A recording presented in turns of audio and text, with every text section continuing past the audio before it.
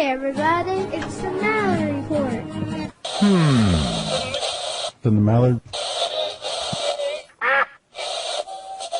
The Mallard Report, the fastest hour in paranormal talk radio. Oh. It's the Mallard Report. Hey. It's the Mallard Report. The opinions expressed on the Mallard Report are those of the host and participants. All listeners are advised to make their own decisions. And now your host, Jim Mallard. Any paranormal activity coincide a world that others don't want to see. It's the Mallard Report. Yeah, the Mallard Report.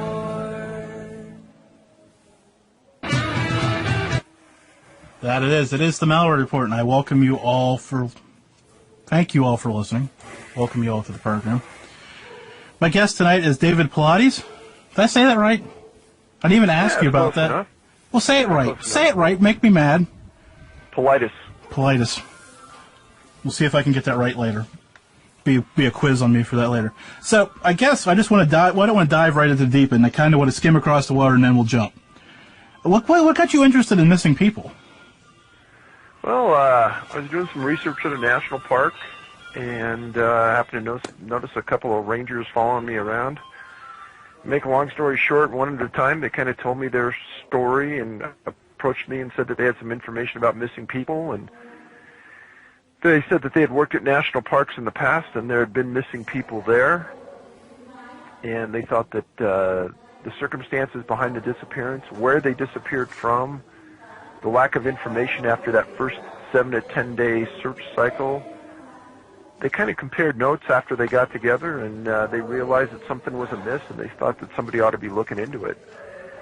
That's how it all got started years ago, and I started to file a series of Freedom of Information Act requests against the National Park Service, and started to get rebuffed at higher levels and told that they don't keep lists of missing people, et cetera, and talked to some law enforcement friends, and we all agreed that there is something here that we need to look at, and that's how it started. And So, wait, I need to stop you for a second, just to be really clear about this. The National Park Service does not keep a list of missing people. That's correct. Okay. They have a large contingent of National Park police that are trained at the Federal Law Enforcement Training Center. These guys are better trained than most police officers in small and medium-sized cities in the U.S. And the idea that any police department that you could walk into, that their chief wouldn't have a list of missing people on his desk within 30 minutes is ridiculous. And I doubt that any chief would stand for it. And missing people are a high priority item.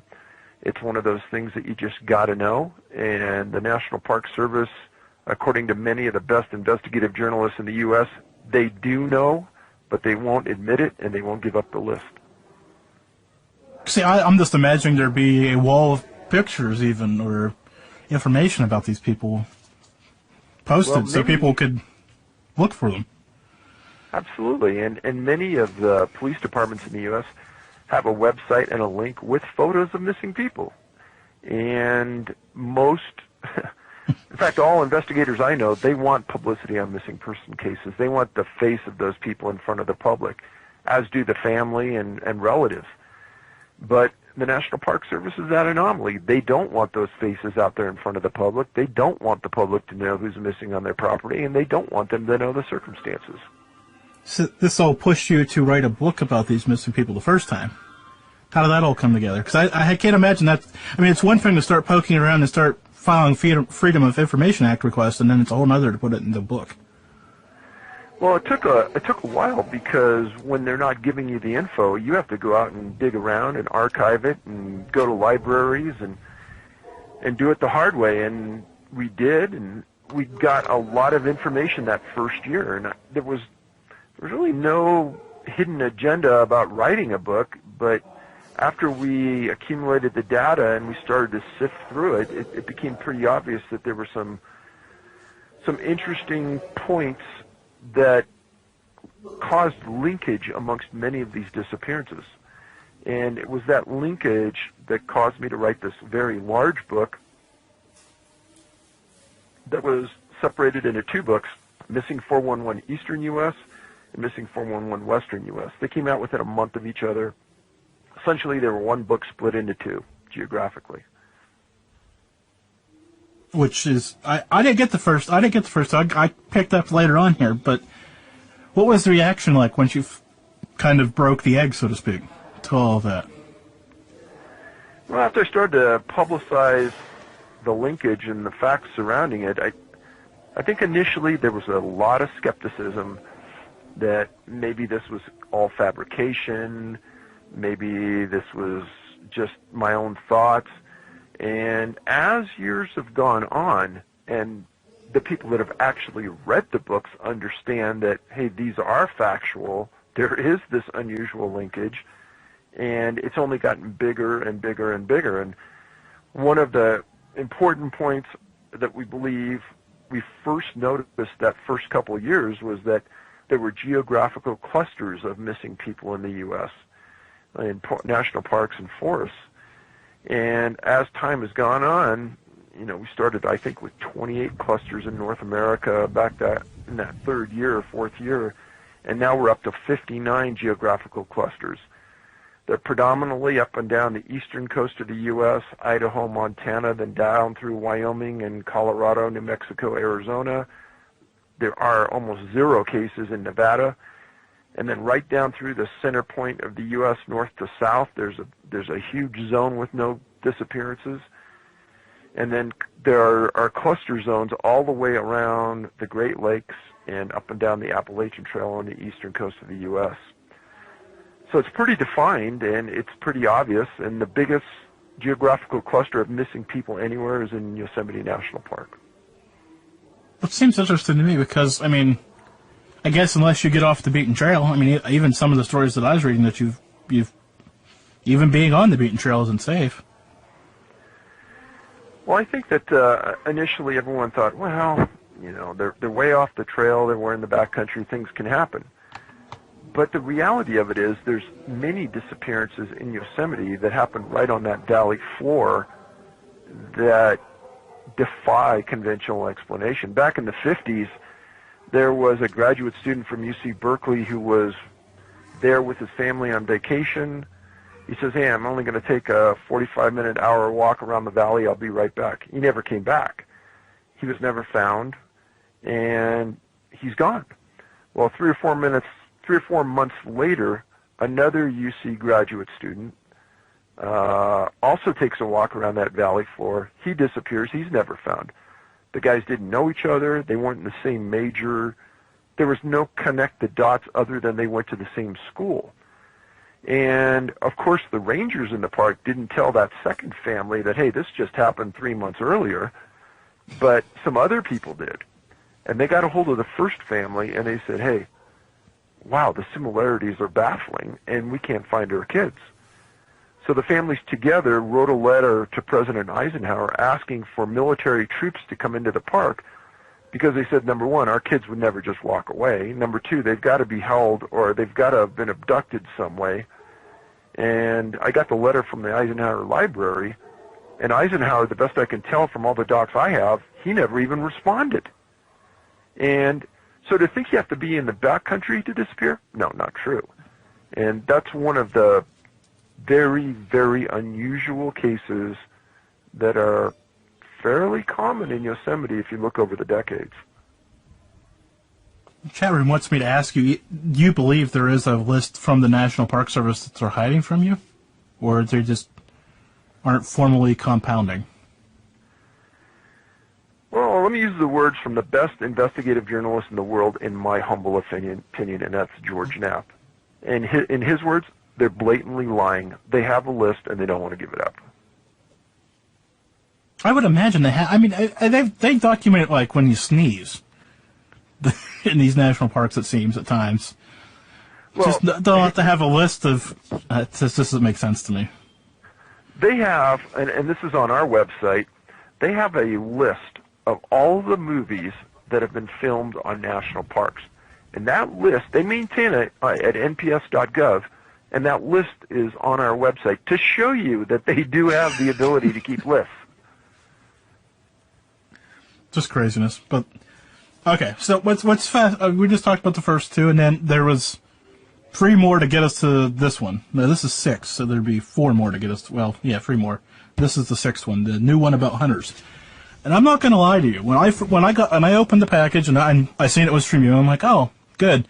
I was looking forward to it, and then I looked at the cover, and I went, hunters. Oh, David, that's funny. It's on April Fool's Day though, because I never would have figured or believed that you could fill this nice-sized book full of missing hunters and fishermen.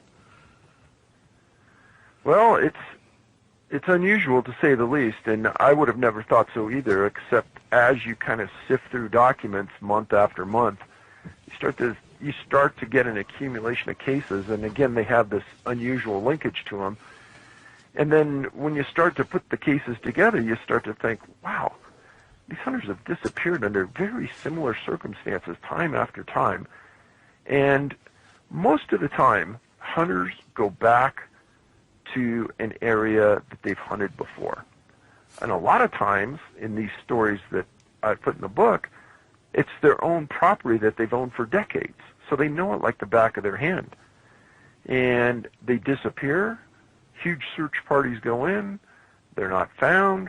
Sometimes they're carrying walkie-talkies. They don't answer. These guys are armed. So they have an added level of security in the minds of many. And plus, they know the area that they're in. So the idea that they got lost makes no sense. Yeah, because I'm sitting here thinking, out of all the people that we could put out in the woods, so to speak, I mean, they're ready for the weather, they're armed, they're, know where they're going. This would be the ideal candidate to send somebody out and not have them get lost, let alone come up missing for however long or forever. I'm still dumbfounded by this whole I've read the book, parts of it multiple times, and I'm still sitting here going, how did that, there's what, 100 and some odd stories in here? How many stories is in here? 143, I think. I'm just dumbfounded that you were, and there's probably more that didn't make the cut, I'm assuming? Oh, absolutely. And, the idea that we're going to be able to uncover all of the stories of missing people is ridiculous. And there's, in the National Park Service and in the U.S. Forest Service, there's a classification called missing presumed dead. And those people aren't on any missing person logs. They aren't talked about as being missing. They're dead, they're gone, and they're forgotten about. And the idea is that they get them off the rolls. They're no longer a current case. And a lot of times, the family has to get to that point in their life because, say, a husband and a wife own a home. For the wife to sell the home, she has to get a verdict from a superior court that her husband's deceased.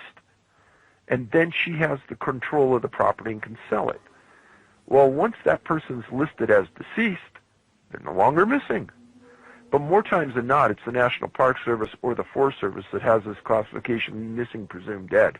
And then they're off the rolls, they're gone. Trying to find that case is 1 in a zillion. Yeah, I when I was reading, when you mentioned that the first time in the book, I went, snap, that's horrible, because then once they're dead, forget it. Unless they're unearthed or found somewhere, nobody's paying attention looking for them anymore.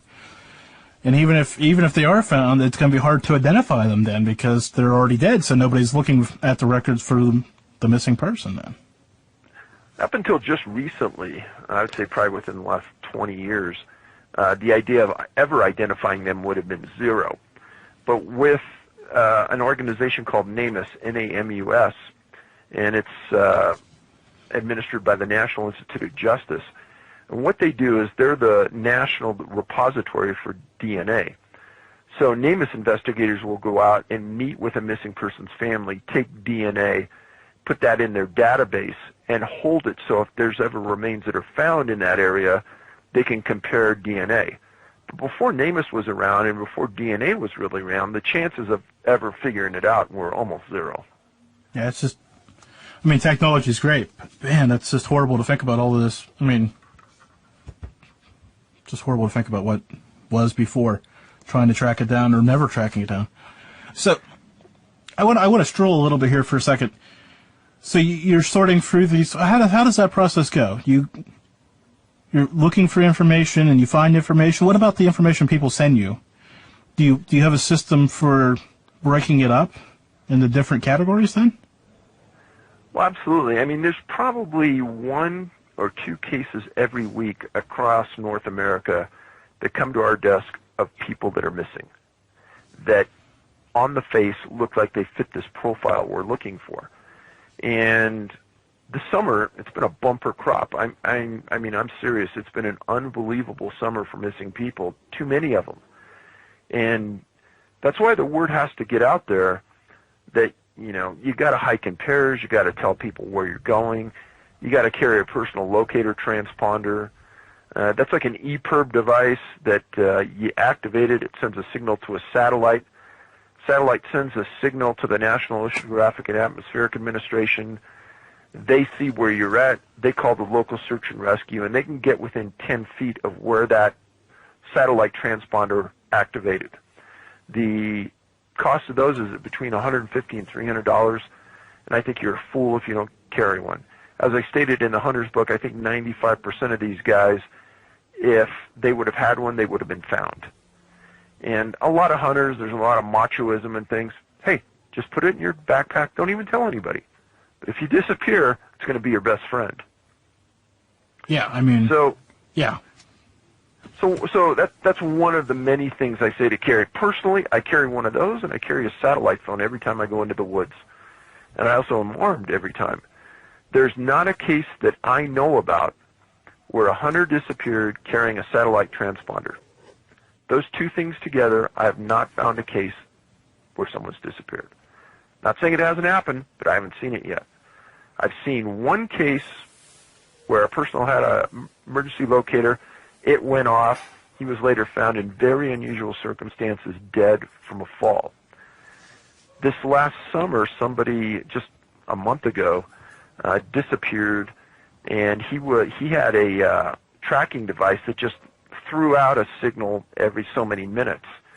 And that device threw out a signal on the opposite side of a river of where the known trail was at.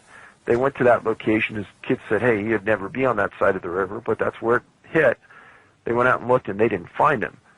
So in each of those cases, the guys weren't carrying a firearm. Now, I'm not saying that that's the end-all answer. I'm just saying, hey, those are the facts, as I know them. It makes it, I mean, like I said, it was surprising because these would be the people that I would trust the most out there. But then again, I guess we can get too confident or cocky as the words you were using a few minutes ago, and I guess that could be our own downfall. Well, you know, one of the things that even surprised me is there's a case out of Maine and there's a case out of the Adirondacks where real elderly people, hunters, disappeared. And these guys were not very mobile.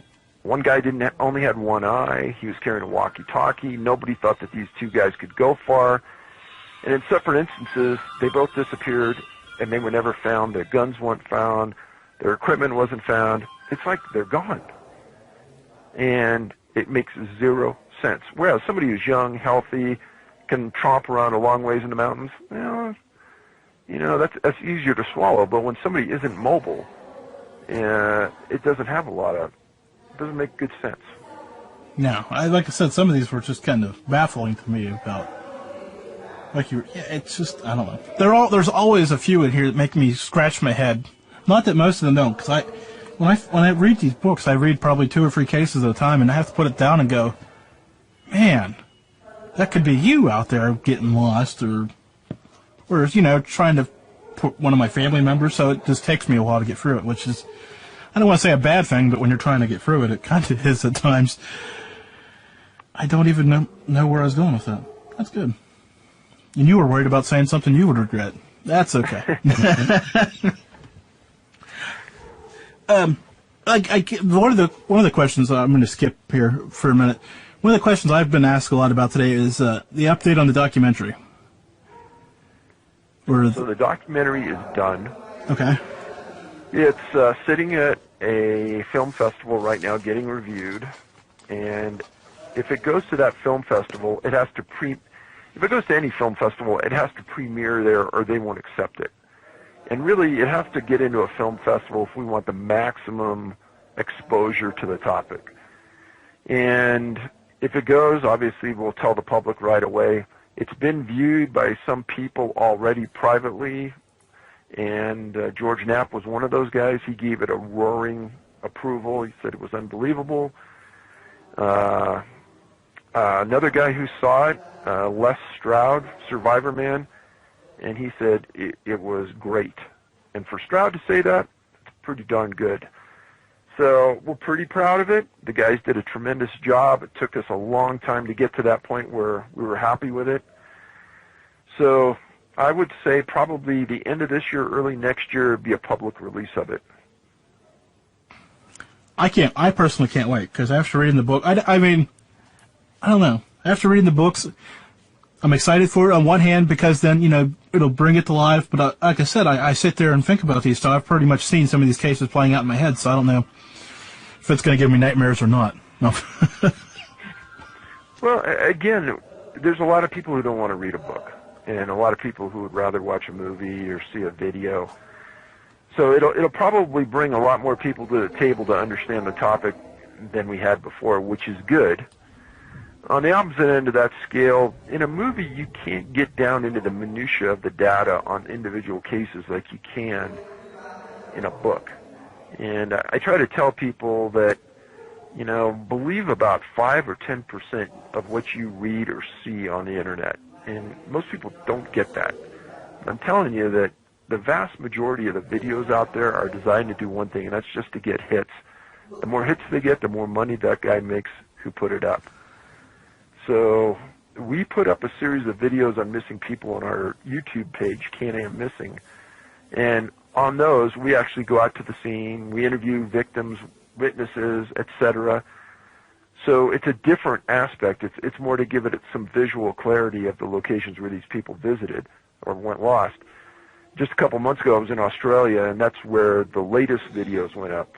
And the Australian cases are almost cookie cutters to what the U.S. cases are as well. But again, I tell people, don't think that every video you see out there on a topic related to mine is related. And if you see my name out there associated with a video, don't believe it unless it's our webpage, Can-Am Missing. And the other thing is that don't, and this is a difficult one. People listen to a lot of interviews I do. And if you took all the interviews I've done, I'm going to guess we covered about 5% of the facts in all the cases in the books. So don't think that you've got all that knowledge base. There's tables, graphs, lists, and facts that I would never have the time to talk about in each one of these cases that really key it in on us. And about once a week, I'll get an extensive email from somebody out there who's listened to it and says, hey, I have the answer. I know what this is. And, I probably have 25 by now thesis-length documents explaining exactly what's causing all these disappearances. And I swear to God, this is the truth. I have never had one of those emails from anybody who's read the 6 books. Because once you understand the 6 books, you'll realize that there isn't a scenario that fits all of those instances. No.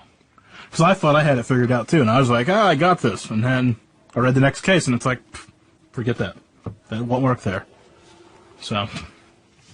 Well, there's I didn't send you a thesis-length email either. If I send you a thesis-length email, or anybody out there listening, be concerned because my email must have been hacked. No. Yeah. Well, I'll look for it, though, Jim. Okay. Like I said, be aware, though, because it probably came from somebody else. So I've got to... Man, they love this national park stuff. Has anybody at the national park provided anonymous information or any branch of law enforcement to you about these missing people or cases related? I was at a national park with a friend, and we were doing some research on a case, and I walked into this little office off of their head. This wasn't anywhere near headquarters. It was in another part of the park, and there were these 4 guys sitting around this table. And they were talking like they really knew the inner workings of the Park Service. And a couple of them looked retired, and a couple of them looked like they still worked there. And I told my friend, I said, I'm waiting, I'm not leaving. The first guy that walks out of this office, I'm going to go talk to him because they have some fascinating info. One guy ends up walking out, and I followed him into the parking lot, and I cautiously and politely approached him, and I told him who I was and what I did, and he goes, well, come here, let's talk. And he was really nice. And he introduces himself, and he goes, well, Dave, I'm a retired special agent from the National Park Service. And what he is, he's the investigator that gets these cases and investigates them. And he just had recently retired. And I explained the problems I was having and the obstruction I was getting. And I'll quote this man. He says, it's an issue of integrity, Dave. Many layers of the National Park Service don't have any integrity. And I was with this friend of mine, and we were both floored that he was saying it. And he goes, hey, you're having the same problems I've had in my career. And he says, it's not uncommon. He goes, he told me of an instance where he almost made a criminal case against the superintendent of a park. And he was called by people high up in the Park Service and told to drop the case. And he said, it just leveled me because that goes to the core of who he was as a person. You know, you don't drop cases just because it's somebody high up in the Park Service. And we ended up talking for a long time. That one man probably enlightened me to the inner workings of the Park Service more than anything else. As far as anybody else coming forward, I think everybody there is afraid. And if you've read some of my books, there's a story in there about a National Park Service ranger who disappeared. And there's been two that have disappeared on duty. One was found under really unusual circumstances, dead in his own park. And when his wife tried to claim survivor benefits, the Park Service denied her, saying that, oh, he must have just quit and ran away. There's no evidence of that. And then they did it almost again on the second case where the person was never found. And the way that they treat their employees is horrific sometimes. And no, it's. I wish more people would feel comfortable to come forward, because if anybody did come forward and ask for anonymity, I'd guarantee it for sure. Just like I guaranteed it to this retired special agent. But the truth is that there's a lot of other venues to go to get your answers. But it would be nice if somebody did come forward.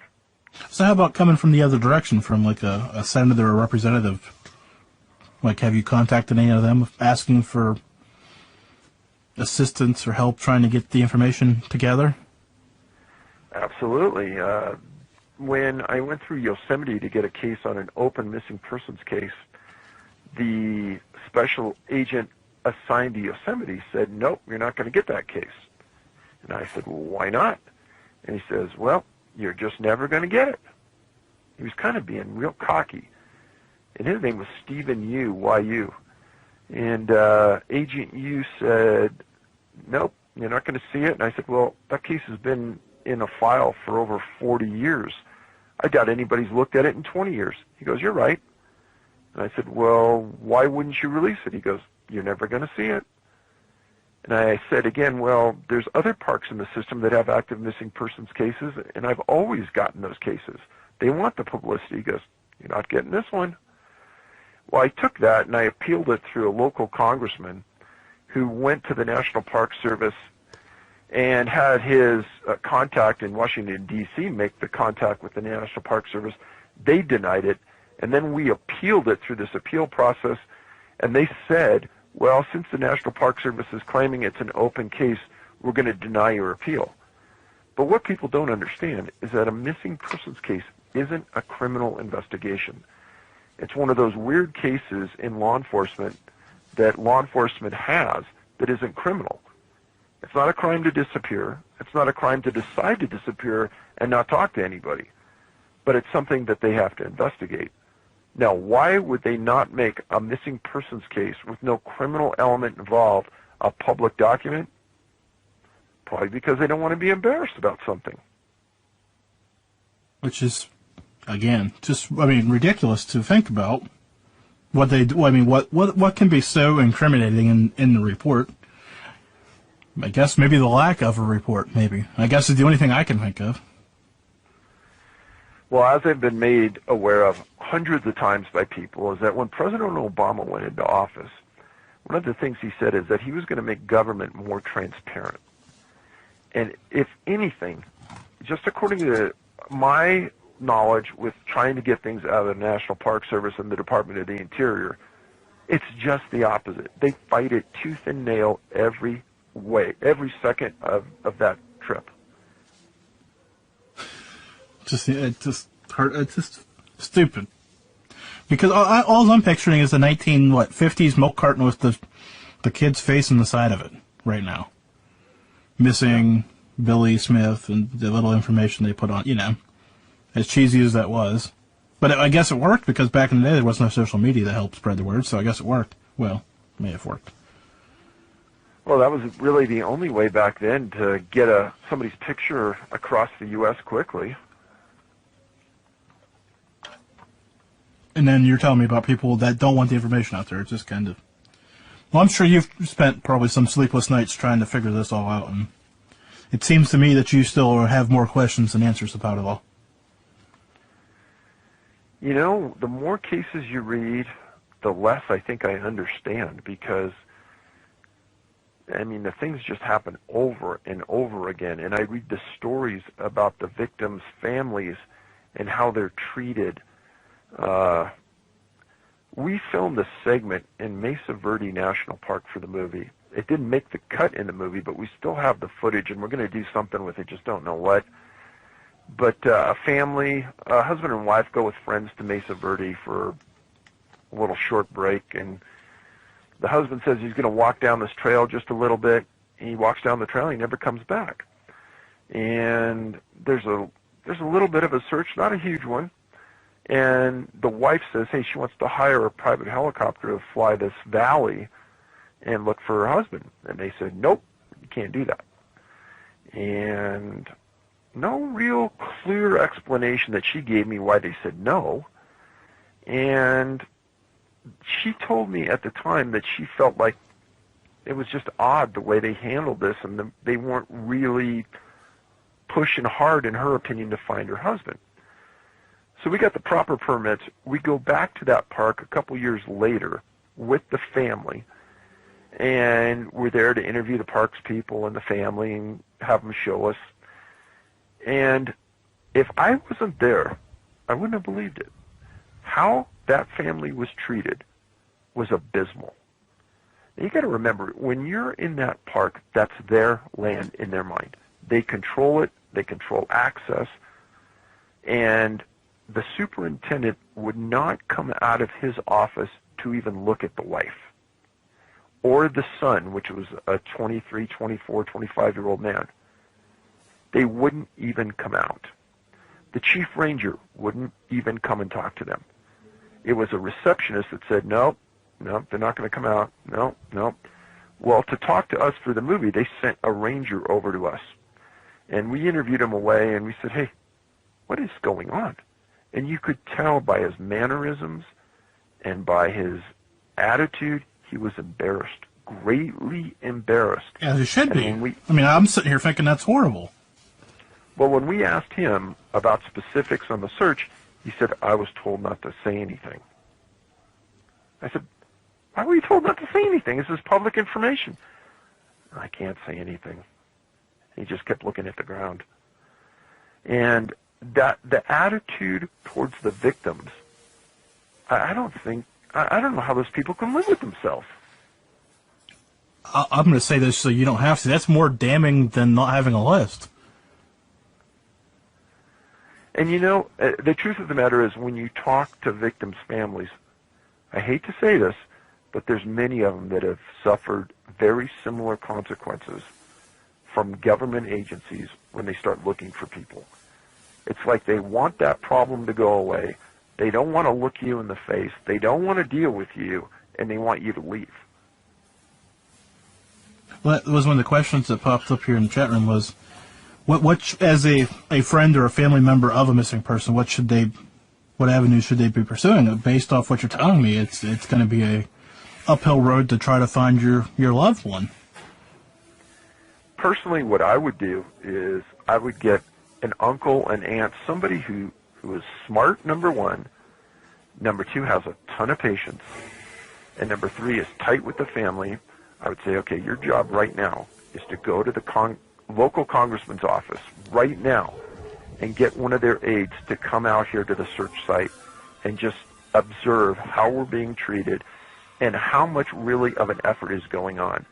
And because sometimes it's hard to believe when people come and tell you this, but get one of their aides to go out there with you and observe it.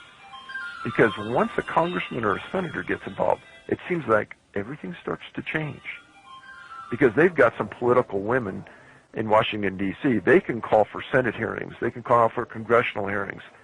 But if it was my relative, that's exactly what I would do. Because I would hold them accountable for exactly what they did and how they treated me. Fascinating. I mean, you'd think you wouldn't have to go that route, but I guess here we are, because based off everything I've heard tonight,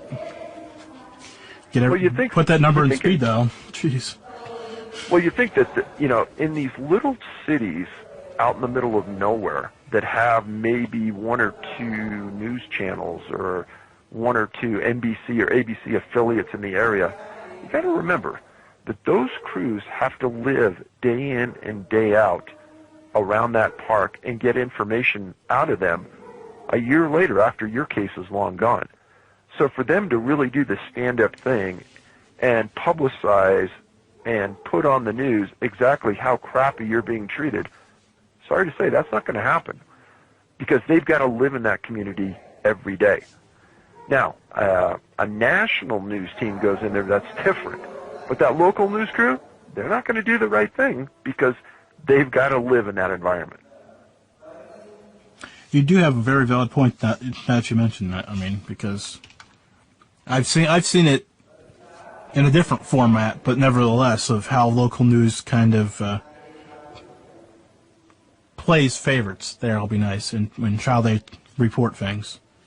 Everybody has their spin and objective, but sometimes it's just outlandish in the extremely local news, like your local papers, not even local TV stations, the local paper. Anyways, here I go trying to get myself in trouble. No, keep talking, Jim. Well, when there's only one paper in town, guess what you can say? You can say pretty much anything you want, and if you don't know any better, it's all gospel, right? Okay, there, I've said it. No, to a degree. True. So that'd be the one thing you'd do, is get assistance from anything else that pops to mind before we get off this topic about how to help search for a missing person. Probably the other thing I'd do is I'd get somebody in my family to video record everything. Every time I talked to somebody, every time I was around somebody that was an official, I'd want everything recorded just so they couldn't change their story, and people would believe exactly what I claimed. Because again, what I hear from families, what I heard from the family from Mesa Verde, I would never say I don't believe it, but I just shook my head, okay. And then when I went out there and saw it firsthand, I couldn't believe it. I mean, I don't care what rationale they had for treating that family that crappy. Under the circumstances of them losing their father, they get a pass in my book for anything that they've done, because there's no ill intent. They're trying to find their relative. Yeah, I was gonna say. I mean, even if you got mouthy with the park ranger, you were there filming. I mean, maybe this is my cockiness. I'd be out there with the big grin and saying, "Well, we did everything we could." Looking right in that camera, just trying to get it to go away again, even if we didn't do everything. But to avoid the whole thing is kind of, like I said earlier, speaks volumes about what's going on. So we've reached this point where I'm going to flip the questions. Normally I'd ask you this question last, but I want to be sure to get this out there, because where do people get these books? We were talking about this a little bit before the show, and that's why I'm kind of giggling, because I kind of know the answer, but... Yeah, please don't go to Amazon, because I get a lot of bad emails saying, why are we charging so much for the books on Amazon? And those are resellers, and we won't sell to a reseller. And we've got about 35 of them that we've identified. We won't sell to them, but every once in a while somebody sneaks in and gets a few books from us and puts them on Amazon for some exorbitant price. You come to our website, the books are $24.95, and that's Canadian American, like can. The actual address is can, C-A-N as in Nora, A-M as in Mary, canamissing.com. And all the books are in stock. Don't go to Amazon. You'll just get ripped triple the price, quadruple the price, or more. And they were asking about shipping to Canada. Is that an issue? Or is that... So we only ship via priority mail domestic, priority mail international. We used to ship by media mail. And the problem is it takes sometimes a month to get there, and a lot of times it arrives and the goods are damaged. We made a decision because the claim rate was so high, we're only going to ship priority mail. And unfortunately, the price is high, but they get there in a week to 10 days. We have not had one claim for a damaged product, so we're not going to change because we stopped shipping internationally for a couple months because the claims were so high. We figured it out. Priority mail is the only way to go in our mailing. We won't go back. I agree. And hey, if you want to spend $1,200 on a book, I have the sixth book right here, the Hunter's Edition. You can have my little notes and dog-eared book for $1,200. Seems like a great deal. If you want to pay that much for one of the books instead of going to his website, go ahead. I'll hook you up. I already told David I'd split it with him if somebody steps up and pays $1,200 for his books. So. No, don't split it with me. I'm not like that. You can have it for $25. I know. Well, hey, if you want it for $25, but if you want to pay $1,200, I'll send you the $600 check, David. Not you personally, but whoever is stupid enough to pay me the money instead of paying you the money. Speaking of the book, you said there was over 140 cases in here, and I especially requested to talk about one tonight. See, this is what you were talking about. If you listen to this interview, we're going to get into this one case out of the 140, and anybody who's read David's books and hasn't read this Hunter's one yet, what do you call that story at the end? The Predator story? Yeah. That is worth the $25 right there. But just for the record, for the people out there listening who haven't got into it, but I wanted to talk to you about Robert Springfield, Bugsy Springfield, from Montana, for a number of reasons. Because this one just kind of it seemed to hit all the whistles, because I mean they seemed to be out there searching with helicopters and all this other things. And then the part that caught my attention, maybe you can help me understand this, is when the FBI got involved, because it doesn't seem the FBI gets involved in too many of these cases. Why is that? Well, the truth of the matter is that in some of the books, in a specific series of disappearances, there's a series of them in the Great Smoky Mountains that I wrote about, where a certain FBI agent showed up on all the cases. And he said he wasn't investigating, he was just monitoring. And in all of the cases, they were all like cookie cutters of each other. And I wrote about this in the Eastern book. And there was no rhyme or reason why the FBI was there, because there was no indication there was a crime. These were missing people, yet he showed up on everyone and he was documenting all of them. Well, my old partner went on to become an FBI agent when I was in law enforcement, and he became an FBI agent in charge for a big jurisdiction in the United States. And the FBI documents everything. And they take those documents and they send them to headquarters, and many of those reports they write go to the profiling unit. The profiling unit kind of does what I've been doing with the cases here, is they look for similarities on other cases.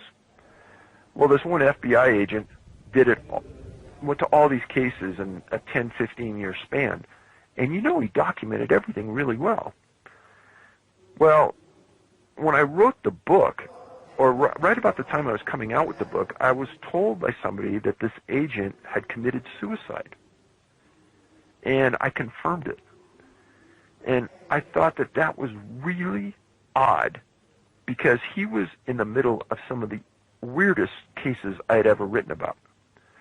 So the fact is the FBI does arrive at a lot of these missing persons cases, but they're not investigating, they say. They're just monitoring and collecting facts. Now, in this case, there wasn't an FBI agent that even arrived at the scene. They were called in because after the remains were found, so many people thought it was so suspicious that they wanted the FBI to work the remains to see if they could figure out a cause of death. But the unusual part of this case from 2004 was that they held those remains for 4 years and wouldn't give them back to the family. And the family ended up having to file a federal lawsuit against the FBI to get their remains back, and then also sued them because they didn't do any investigation into the cause of death. This is the only case I know of like this where the family had to sue to get the remains back. But the unusual part to me is that why wouldn't the FBI just give them back? Yeah, I mean, that like I said, this one really stood out. And for anybody who may have a theory about these cases, read this case and then go, no, none of it works. None of it fits, because why would you keep bones for years? I don't. Yeah. I mean, when you say it out loud, it's still baffling as much as it was the first time I picked it up and read it. I don't understand why you would keep them and make the fight. I mean, I'm putting the family member shoes back on now. You know, not they found the body, but finally some closure. They found a body. You could get ready for that, the burial, cremation, whatever, however the family wanted to do it. And now you're waiting and having to go to court and just can't. I can't come to grips with any of that. Well, I think how sad it is. I mean, your husband, your dad, is gone. He's missing, and then somebody stumbles on to just a small amount of remains under super suspicious circumstances, and then he's gone again because the FBI takes him. And you're waiting for an analysis on the cause of death. You're waiting for an analysis on the DNA, and then they don't tell you anything. And at first, they were told that, he died from a tree falling on him. No, that wasn't it. Then he was maybe shot in the back. That wasn't it. And you're never really told what happened, which in many of these cases, if the body is found, they can't determine the cause of death, which is unusual. And, we've gotten pretty good in the medical examiner world of determining causes of death. So it's even more suspicious and more unusual when they can't. Yeah. Well, from the last book about the ones with all the ones with the water and the people that were drowning. Sobering coincidence. Yeah.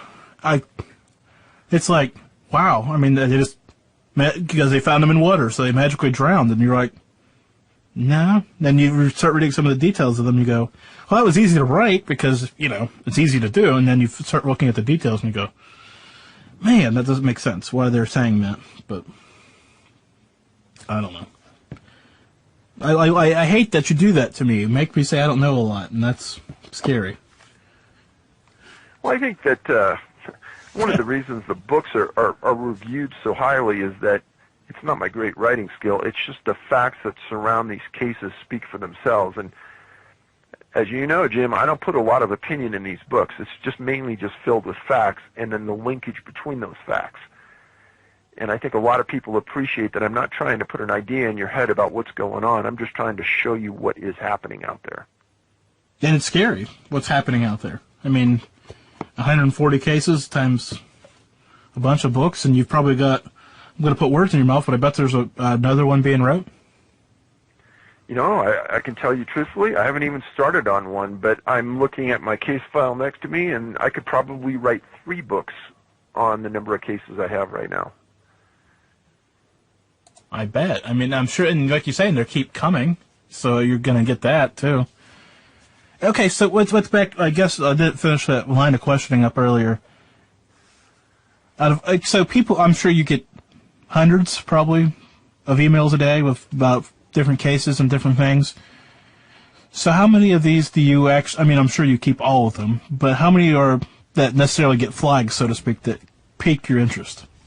You said 2 to 3, but what's the criteria you're looking for when they first come in? So when they first come in, I'm looking for the response that search and rescue had to the incident. Did they have a canine that tracked the victim? Were they able to pick up a scent? Was there a weather-related event in the area of the person disappearing?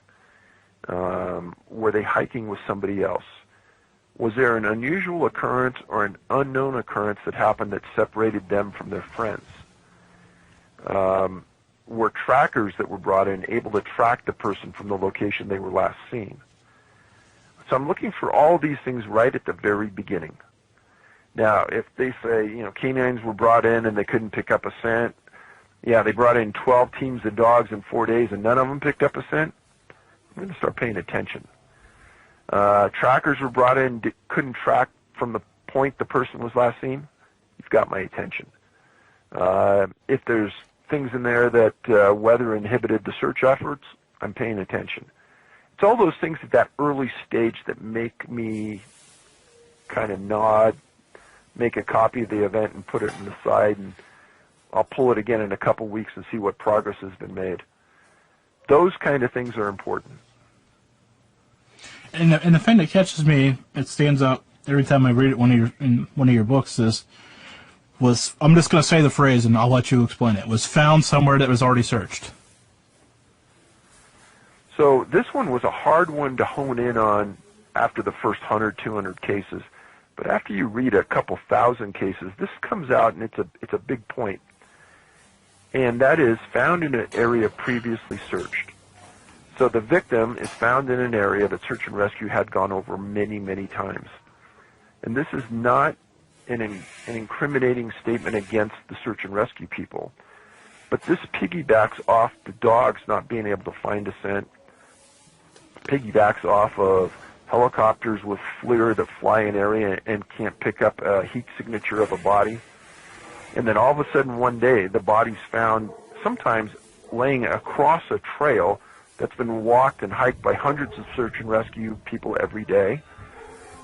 Sometimes it's found in a primary search zone that had been searched and walked dozens and dozens of times. The point being is that it's hard to believe that that person was there when the search and rescue and the canines and the helicopters, all those things don't miss somebody like that. That's not normal.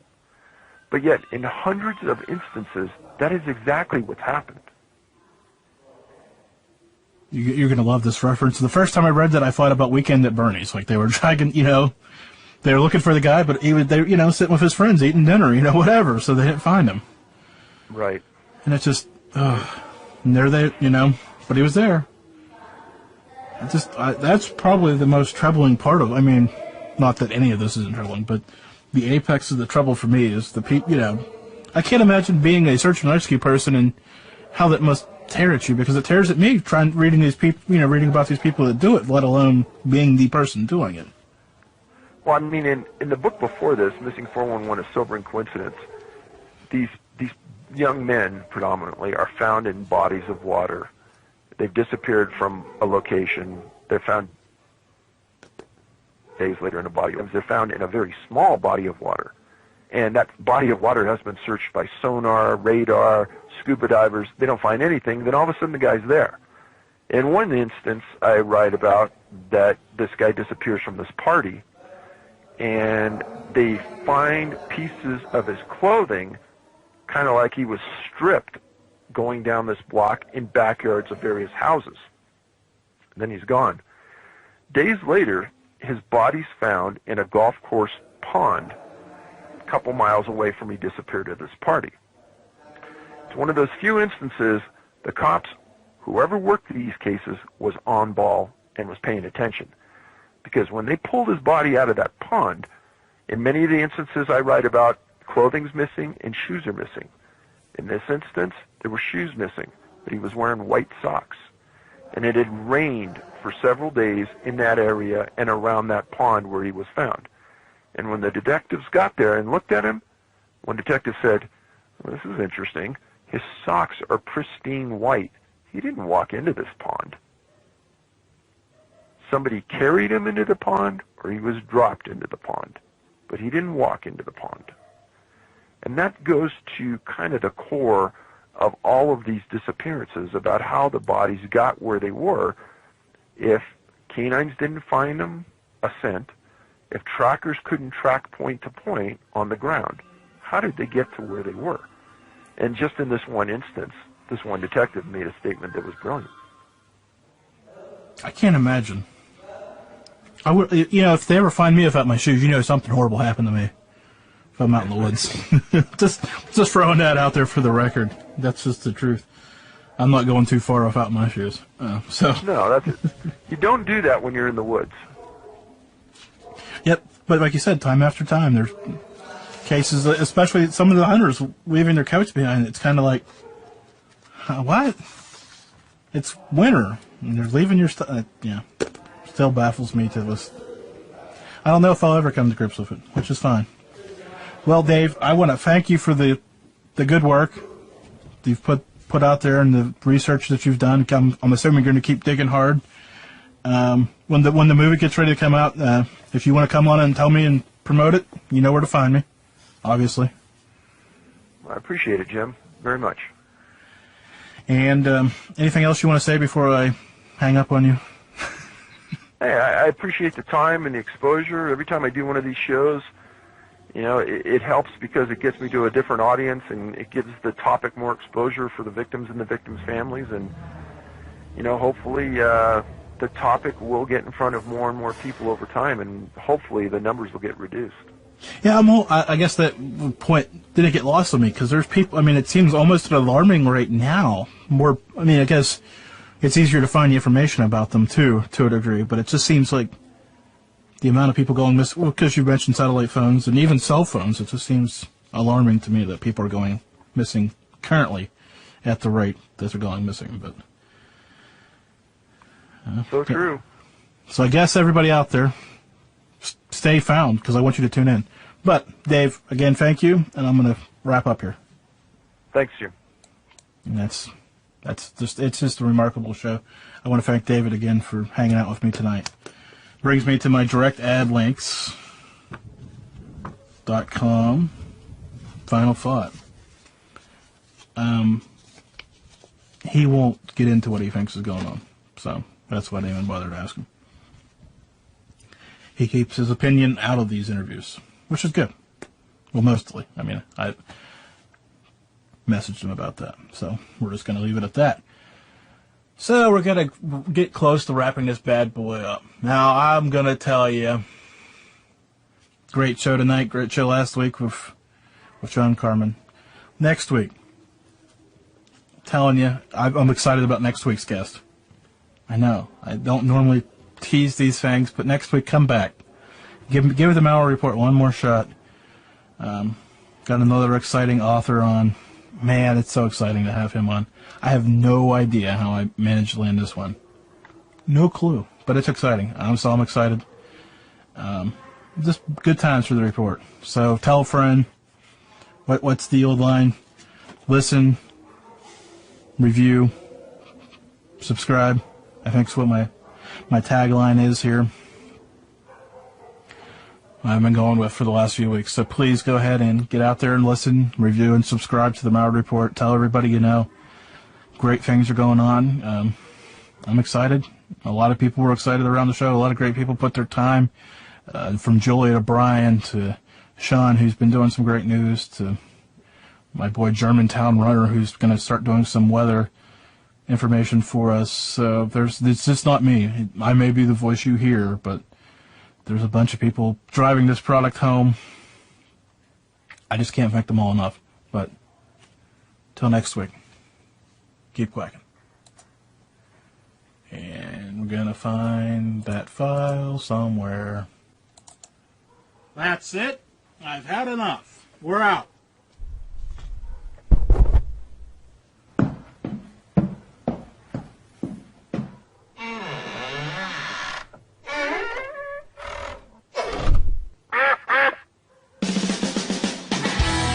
Truth as we are called.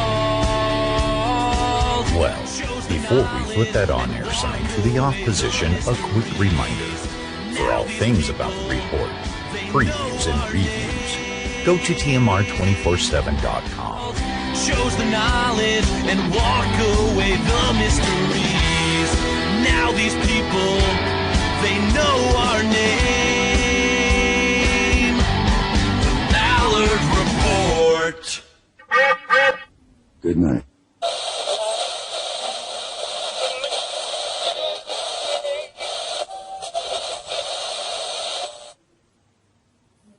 That's it.